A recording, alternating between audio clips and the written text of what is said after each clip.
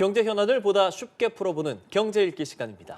오늘도 다양한 경제 이슈들 김대호 경제학 박사와 짚어보겠습니다. 안녕하세요. 안녕하십니까? 반갑습니다. 예, 저희 뭐 만날 때마다 관세 얘기를 자꾸 하게 됩니다. 트럼프 대통령의 이야기에 계속 시선이 가는데 특히나 멕시코와 캐나다에 대한 압박들. 그러니까 한 달을 유예했잖아요. 그리고 한 달 더 유예해준다고 말했다가 아니 원래대로 할 거다. 3월 4일 얘기합니다. 어떻게 그렇습니다. 보십니까? 3월 4일이 예. 멀리 있는 게 아니고 바로 이번 연휴 지나면 바로 초가 바로잖아요. 3월 4일입니다. 그러니까 트럼프의 멕시코와 캐나다 인근 최우방국을 향한 관세 폭탄 그동안에 좀 유예해 주겠다고 그랬는데 그래서 지금 말씀하신 대로 4월 달까지 뭐 논쟁 또 협상이 계속될 수 있다 이렇게 생각하고 뉴욕 증시를 비롯한 세계 경제 전문가들은 조금 방심하고 있었어요. 근데 갑자기 SNS를 올려서 지금 멕시코와 캐나다를 통해서 펜타닐, 마약 그거 억제하기로 했는데 별로 억제 효과가 없다. 내일 모레까지도 계속해서 이런 사태로 펜타밀이 계속 들어온다면 3월 4일부터 바로 관세를 때리겠다. 이렇게 선언을 했는데요. 자, 중국이나 다른 외국에 대한 관세는 사실 오래 전부터 있어 왔고 미국 사람들이 그렇게 크게 경계를 하지 않습니다. 그런데 바로 인근국 멕시코와 캐나다는 서로 간에 교역하는 물자의 양이 굉장히 많고 특히 미국 사람들 생필품이 많거든요. 여기 관세를 때리면 관세라는 게 외국산 제품이 국경선을 넘어서 미국으로 들어올 때 그때 일정 금액의 세금을 더 매긴다는 건데 그렇게 되면 세금 먹인 것만큼 세금 부과액만큼 물가가 올라갑니다. 또 그로 인해서 소비자들, 중소서민들 입장에서는 자기 가처분 소득이 줄어드니까 소비도 위축되고 물가도 오르는 그래서 미국 전체적으로 지금 트럼프 대통령의 관세 폭탄에 대해서 아주 공포의 분위기가 지금 엄습하고 있다 이렇게 볼 수 있겠습니다. 예, 그런데 중국 상황을 보자면 또 마약 문제가 해결되지 않으면 추가로 10%를 더 부과하겠다 이런 말을 했습니다. 어떻게 보십니까? 그렇습니다. 중국에 대해서는 이미 관세 10% 플러스 10%포인트를 더 한다는 관세 폭탄을 이미 시행했어요. 여기에 대해서도 중국도 우리도 맞대응한다 해서 보복관세 같이 상호 간에 10%포인트를 더 올려서 지금 시행 중인데요. 갑자기 왜 멕시코와 캐나다에 관세를 때리다가 중국이 나오느냐. 트럼프 대통령의 생각은 지금 멕시코나 캐나다로부터 들어오는 그 무시무시한 펜타닐이라는 마약 트럼프 대통령이 이것을 미국을 망치고 있다고 생각합니다. 그 마약의 원산지가 중국이다. 중국에서 원료를 만들고 캐나다나 멕시코에서 가공하는 거여서 지난 한 달 전에도 중국을 향해서 경고하면서 중국에서 좀 펜타닐 원료 만드는 거 조심하라 이랬는데 그리고 10% 관세를 때렸는데 전혀 반응이 없으니까 이번에 10% 플러스 10%더 이걸 딱 추가 관세라고 어디셔널 관세라고 그랬는데요. 그렇게 때렸거든요. 이 중국은 바로 보복할 겁니다. 그러니까 현재 중국에 대해서는 미국이 트럼프 대통령이 대선 과정에서 평균 60%를 때리겠다. 또 최고 400%까지 때릴 수 있다. 이렇게 공약을 해놓은 상태거든요. 그런 상태에서 지난번에 10% 때린 것에 대해서는 크게 중국이 반응하지 않았습니다. 그냥 같이 보복관세 10% 맞대응하는 것으로 끝났는데 한 달에 한 번씩 10% 계속 올리겠대요. 그러니까 이것은 말 듣지 않으면 끝까지 갈 거야. 이제 중국도 좀 비상이 상당히 긴장하는 모습. 야, 이거 어떻게 대응해야지? 그런 드디어 이제 미국과 중국의 관세 전쟁도 불이 붙기 시작한다 이렇게 볼 수 있을 것 같습니다. 그러니까 지금까지는 그런 전쟁이라는 표현을 썼을 때 미국에서 조치를 취하고 중국이 그에 상응하는 조치 정도였는데 그 중국 입장에서도 어느 정도 좀 미국이 대응할 수 있는 카드 같은 게 또 있지 않겠습니까? 그렇습니다. 뭐 대표적으로 히토류 같은 거 전자제품에 들어가는 히토류는 지금 중국의 국제시장 점유율이 압도적이거든요. 중국이 다급할 때 꺼낼 수 있는 우리 히토류 안 팔래. 이렇게 되면 미국의 전자산업도 타격을 받지만 우리도 고래 싸움에 새우 등이 터질 수가 있고요. 뭐 그 밖에도 중국은 많은 카드가 있습니다. 미국을 향해서 국채 안 살게. 그러면 미국이 지금 재정적 때문에 국채를 팔아야만 정부가 꾸려지는 그런 상황인데 중국이 대거 보유하고 있는 미국 국채를 팔아버리면 미국 금리가 또 치솟고 뭐 그런 면에서 또 그러면 미국은 또 중국을 향해서 보복하겠고 이게 전형적인 이제 예. 전쟁의 시작이다 이렇게 볼 수 있는 것입니다. 관세에 대해서 마지막으로 궁금한 것은 말씀해 주신 것처럼 소비자들도 물가가 올라갈 수 있다는 압박을 갖고 있고 특히나 트럼프 대통령이 계속 말을 좀 바꾸고 무슨 얘기를 했는데 또 다른 사람은 다른 얘기하고 이게 굉장히 오락가락한단 말이죠. 예. 속내가 있는 겁니까? 이것을 예. 미국 언론들에 따르면 혼선 전략, 좋게 얘기하면 혼선 전략, 나쁘게 얘기하면 미치광이 전략. 도대체 어떻게 때리는지를 모르게 굉장히 혼란케 하면서 여기서 오는 것은요. 상대가 카드가 뭔지를 모르면 혼란이 오게 되고 그 혼란 속에서 공포가 생깁니다. 그래서 전략 전문가들은 트럼프의 협상의 기술 등을 통해서 볼 때 트럼프가 오히려 트럼프가 정신이 오락가락해서 그런 게 아니라 예. 일부러 이랬다 저랬다 말을 하면서 상대로 하여금 넋을 나가게 그래서 더 공포를 느끼게 하는 것이다. 그리고 보다 궁극적으로는 트럼프는 전면적인 관세 전쟁은 하지 않을 것이다. 왜냐하면 지금 앵커님 잘 말씀해 주신 대로 관세 전쟁하면 중국도 타격이지만 미국도 당합니다. 그것이 대공황 때 1930년에 이른바 그 경제학 교과서에도 나오고 있는 유명한 헐리법이라는 스무트 헐리법이라고 있어요. 미국이 먼저 관세를 때리는데 다른 나라가 보복하니까 다 같이 망하고 그 대공황이 왔거든요. 트럼프 대통령이 이걸 잘 알고 있습니다.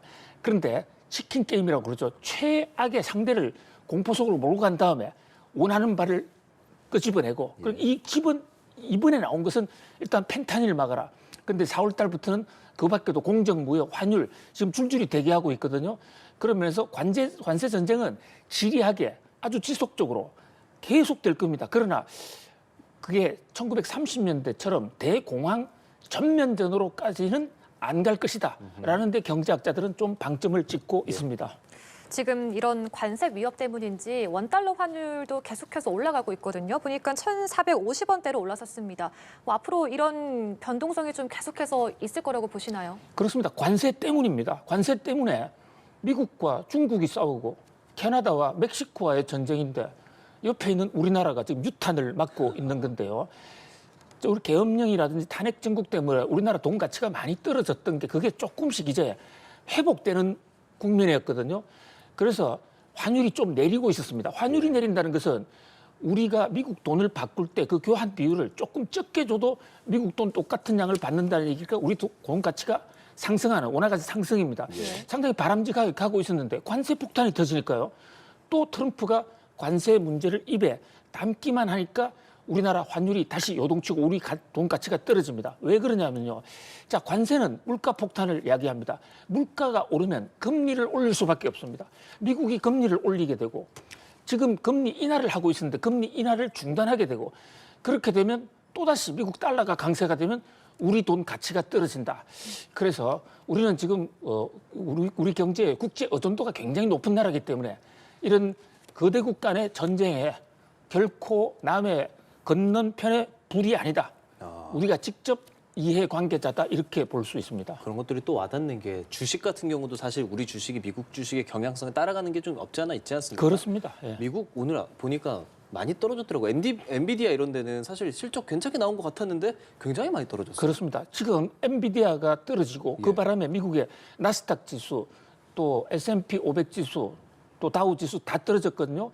특히 나스닥 지수는 거의 3%가량 상당히 큰 폭으로 떨어졌습니다. 예. 그런데 뉴욕 증시에 이어서 열린 우리나라 증권시장 지금 코스피도 거의 30% 떨어지고 있거든요. 그러니까 미국 바람이 태평양을 12시간 만에 바로 건너왔다. 이렇게 볼 수가 있는데 이거 왜 이러느냐. 엔비디아 같은 경우에는요. 지금 실적이 굉장히 좋았습니다. 예. 그러니까 전년 동기 대비 78% 성장하고 그랬음에도 불구하고 이제 기대치가 워낙 엔비디아는 주가가 높으니까 기대치가 높았다. 그래서 기대만큼은 못했다. 잘하긴 했는데 기대만큼은 못했다. 이런 측면이 하나 있고요. 또 하나는 바로 트럼프 관세 폭탄 때문에 이게 지금 일부 경제학자들은 이러다가 미국발 경기 침체가 올지도 모른다. 미국의 소비가 줄고 미국 물가가 오르면 그게 스태그플레이션이거든요. 그렇게 되면 제일 먼저 타격을 받는 게 기술주들입니다. 그러니까 나스닥 기술주들이 트럼프 관세 정책을 상당히 걱정스러운 그런 얼굴로 보고 있다. 이렇게 말씀드릴 수 있겠습니다. 그런데 보니까 이 관세 칼날이 뭐 경쟁국이라든가 동맹국, 품목 다 상관없이 이렇게 다 관세 조치를 하고 있는데 우리나라가 또 조선 분야를 잘하지 않습니까? 이 부분을 가지고 협상을 할 가능성도 있지 않을까요? 굉장히 좋은 지적을 해주셨는데요. 저는 이 미국 의회에서 한국 조선 문제가 얘기가 나와서 정말 기분이 좋았습니다. 그래서 제가 점심 식사를 안 했는데 지금 배가 불러요. 자, 무슨 말씀이냐면요. 예, 말씀해 주시죠. 우리나라가 미국하고 지금 관세 전쟁 한 번은 거쳐가야 됩니다. 미국의 주 타겟은 아니지만 트럼프가 전 세계를 상대로 하다 보면 미국의 흑자가 많은 우리나라도 한판 붙을 수밖에 없는데 이 트럼프의 관세 전쟁은 협상을 하자는 거란 말입니다. 그럼 우리나라의 협상 카드, 지렛대, 우리가 보여줄 수 있는 카드가 많으면 오히려 유리할 수가 있는데 미국 의회에서 어떤 얘기를 하느냐. 해군 장관, 해군 책임자죠. 그거 현재 인사청문회를 하고 있는데 이분이 국회의원들 질문에 한국의 한화 오션 해양이라는 우리 조선회사가 있습니다. 하나그룹에서 하고 있죠. 예. 그 조선회사가 미국의 필리라는 곳에 최근에 공장을 인수하고 조선소를 인수하고 거기서 배도 수리하고 또 배도 짓겠다고 했는데 이게 미국의 안보에 굉장히 큰 도움이 된다. 그러면서 한국과의 적극적인 협력이 필요하다. 이런 얘기를 했거든요. 트럼프 대통령도 윤석열 대통령과의 지난번 전화통화에서 트럼프 대통령 당선되자마자 윤석열 대통령과의 첫 전화에서 한국의 조선하고 협력하고 싶다. 한국의 조선 산업. 왜 미국이 조선 산업에 이렇게 필이 꽂혀 있냐면요.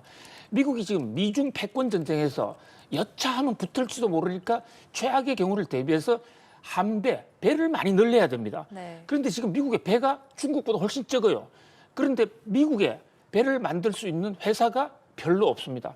그리고 미국이 그동안에 국가 안보적인 차원에서 미국 아닌 나라에서 만드는 배는 절대 수입하지 못하도록 미국 선박 안전법이라는 것을 만들어서 30년 동안 시행하고 있거든요. 그런데 이번 의회에서 한국의 조선회사 믿을만하냐? 믿을만합니다. 협력합시다. 이랬다는 얘기는 그동안에 막아놨던 미국 조선을 한국에서 만들 수도 있게 하자는 그것을 포함해서 한미 간의 조선 협력을 하자는 것이거든요. 이렇게 되면 그 배 만드는 협상을 통해서 우리가 다른 분야에서도 미국의 양보를 상당히 많이 받아낼 수 있다.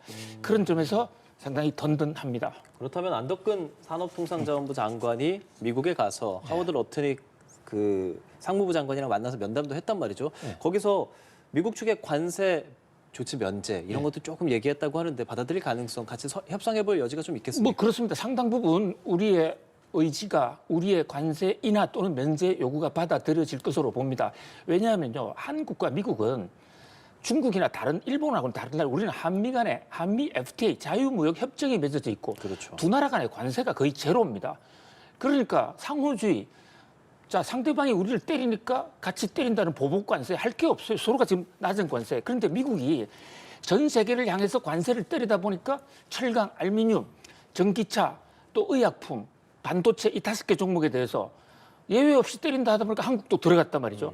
그래서 우리 안덕근 장관이 급그 워싱턴으로 날아가서 러트닉 장관과 만났습니다. 러트닉 장관도 이 대목 한국은 미국의 어떤 그 부담을 준 나라가 아니다는 걸 충분히 알고 있기 때문에 8년 전 트럼프 1기 시절에도요.